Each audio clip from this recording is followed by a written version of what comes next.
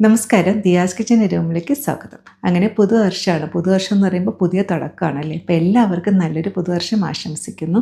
എല്ലാവരുടെയും പ്രതീക്ഷകളും സ്വപ്നങ്ങളൊക്കെ സഫലമാവട്ടെ എന്ന പ്രാർത്ഥനയോടുകൂടി ഇന്ന് പുതുവർഷമായിട്ട് ആദ്യം തന്നെ ഞാൻ വിചാരിച്ചു ഒരു ചായയിൽ നിന്ന് തന്നെ തുടങ്ങാം. അപ്പോൾ ഇന്ന് ഞാൻ തയ്യാറാക്കാൻ പോകുന്നത് ഒരു സ്പെഷ്യൽ ചായയാണ്. തീർച്ചയായും ട്രൈ ചെയ്ത് നോക്കുക. നല്ലൊരു റിഫ്രഷിങ് ചായയാണ്. എങ്ങനെ തയ്യാറാക്കാൻ കണ്ടു നോക്കാം.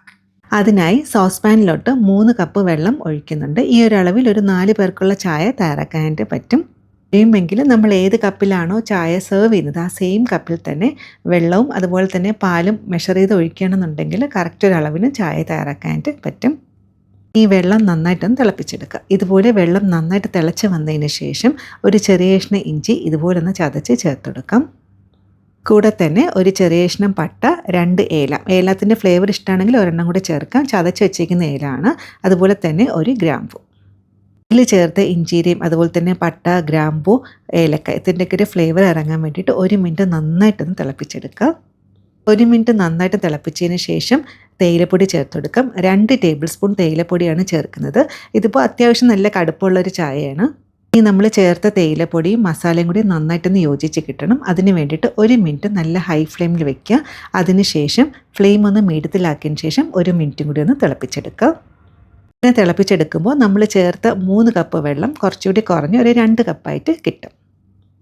സാധാരണ ചായ തയ്യാറാക്കുന്നതിനെക്കാട്ടിലും ഇതൊരു സ്പെഷ്യൽ ചായയാണ്. ഇനി ഇതിലോട്ട് മധുരത്തിന് ആവശ്യമുള്ള പഞ്ചസാര ചേർത്തെടുക്കാം. മധുരത്തിൻ്റെ കറക്റ്റ് അളവ് ഞാൻ പറയുന്നില്ല. നമുക്ക് എത്രയാണോ മധുരം ആവശ്യമുള്ളത് അതനുസരിച്ച് ചേർത്തെടുക്കാം. ഇപ്പോൾ നോക്കൂ, വെള്ളത്തിൻ്റെ കളറൊക്കെ മാറി നല്ല ഡാർക്കായി കിട്ടിയിട്ടുണ്ട്. അതുപോലെ തന്നെ വെള്ളത്തിൻ്റെ അളവും ചെറുതായിട്ടൊന്ന് കുറഞ്ഞിട്ടുണ്ട്. ഇനി ഇതിലോട്ട് നമുക്ക് പാല് ചേർത്തെടുക്കാം. 2 കപ്പ് പാലാണ് ചേർക്കുന്നത്. 2 മുതൽ 3 കപ്പ് പാല് വരെ ചേർക്കാം.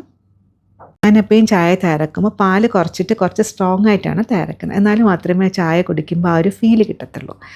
ഇതുപോലെ പതഞ്ഞ് പൊങ്ങി വരുന്നവരെ നന്നായിട്ടൊന്ന് തിളപ്പിച്ചെടുക്കുക. ഇതുപോലെ നന്നായിട്ട് പതഞ്ഞ് പൊങ്ങി വന്നാൽ ഒരു സ്പൂൺ ഉപയോഗിച്ചിട്ട് നന്നായിട്ടൊന്ന് മിക്സാക്കി കൊടുക്കുക. ഇങ്ങനെ ചെയ്യുന്നത് എന്തിനാണെന്ന് വെച്ചാൽ ഇതിൽ ചേർത്ത എല്ലാ കാര്യങ്ങളും നന്നായിട്ടൊന്ന് മിക്സായി കിട്ടാൻ വേണ്ടിയിട്ടാണ്. ചായയ്ക്ക് നമ്മുടെ മൂഡ് തന്നെ മാറ്റാൻ പറ്റുന്ന ഒന്നാണ്. പിന്നെ ചായ കുടിച്ച് ശീലിച്ച ആൾക്കാർക്ക് രാവിലെ നല്ലൊരു സ്ട്രോങ് ചായ കിട്ടിക്കഴിഞ്ഞാൽ അന്നത്തെ ദിവസം ഫുള്ളും എനർജറ്റിക് ആയിരിക്കും. ഇപ്പോൾ തലവേദനയൊക്കെ ഉണ്ടെന്നുണ്ടെങ്കിൽ ഈ ഒരു മസാല ചായ ഇതുപോലെ ഒന്ന് ട്രൈ ചെയ്ത് നോക്കണേ. നല്ലൊരു റിലീഫാണ്. അതുപോലെ തന്നെ നല്ലൊരു റിഫ്രഷിങ് കൂടെ ആയിരിക്കും. ഇതിൽ ഇഞ്ചിയൊക്കെ ചേർത്തുകൊണ്ട് തന്നെ തണുപ്പ് സമയത്ത് ഇത് കുടിക്കുന്നത് വളരെ നല്ലതാണ്. പാലും കൂടി ചേർത്തതിന് ശേഷം 1-2 മിനിറ്റ് നന്നായിട്ടും തിളപ്പിച്ചെടുക്കുക. അതായത് നമുക്ക് എത്രത്തോളം കടുപ്പം വേണോ അതനുസരിച്ച് തിളപ്പിച്ചെടുക്കണേ. നല്ല കടുപ്പം വേണമെന്നുണ്ടെങ്കിൽ ഒരു 3 മിനിറ്റ് വരെ നന്നായിട്ട് തിളപ്പിച്ചെടുക്കുക. ചായ ഇഷ്ടമുള്ള ആൾക്കാർക്ക് എപ്പോൾ ഒരു ചായ കിട്ടിയാലും കുടിക്കാൻ വളരെ ഇഷ്ടമായിരിക്കും. പക്ഷേ ഒരു കാര്യം പ്രത്യേകം ശ്രദ്ധിക്കുകയാണെന്ന് വെച്ചാൽ ചായ ഒരിക്കലും എംപ്റ്റി സ്റ്റൊമക്കിൽ, അതായത് വെറും വയറ്റിൽ കുടിക്കാൻ പാടില്ല. രാവിലെ എണീറ്റ് കഴിഞ്ഞാൽ 1-2 ഗ്ലാസ് വെള്ളം കുടിക്കുക. അതിനുശേഷം വേണമെങ്കിൽ കുറച്ച് ഡ്രൈ ഫ്രൂട്ട്സ് കഴിക്കാം. അതിനുശേഷം ഒരു അരമണിക്കൂറോ അല്ലെങ്കിൽ 1 മണിക്കൂർ കഴിഞ്ഞിട്ട് മാത്രമേ ചായ കുടിക്കാവൂ. പാലും കൂടി ചേർത്തതിന് ശേഷം ഏതാണ്ട് ഒരു 2 മിനിറ്റ് നന്നായിട്ടും തിളപ്പിച്ചെടുത്തിട്ടുണ്ട്. നോക്കുക, ഒരു ചായയുടെ നല്ലൊരു കളറും കിട്ടിയിട്ടുണ്ട്. അതുപോലെ തന്നെ നല്ലൊരു മണമാണ്. ഇനി നമുക്ക് ഫ്ലെയിം ഓഫ് ആക്കാം. ഒരു സ്ട്രെയിനർ ഉപയോഗിച്ചിട്ട് ഇതൊന്ന് അരിച്ചെടുക്കാം. അപ്പോൾ അത്യാവശ്യം നല്ല കടുപ്പമുണ്ട്. അതല്ല കുറച്ചുകൂടി കടുപ്പം വേണമെന്നുണ്ടെങ്കിൽ ഒരു 3 മിനിറ്റ് വരെ തിളപ്പിച്ചെടുക്കുക.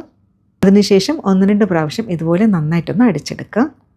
പിന്നെ നമ്മുടെ സ്പെഷ്യൽ ചായ റെഡി ആയിട്ടുണ്ട്. ഈ ഒരു ചായ കുടിക്കുകയാണെന്നുണ്ടെങ്കിൽ നല്ലൊരു റിഫ്രഷിങ് തന്നെ ആയിരിക്കും. തീർച്ചയായും ട്രൈ ചെയ്ത് നോക്കണേ. ചായ ഉണ്ടാക്കാനായിട്ട് എല്ലാവർക്കും അറിയുന്നതാണ്. എങ്കിലും ഇതുപോലത്തെ ഒരു ചായ ട്രൈ ചെയ്തിട്ട് നിങ്ങളുടെ ഫീഡ്ബാക്ക് കൊണ്ട് അറിയിക്കാൻ മറക്കരുതേ.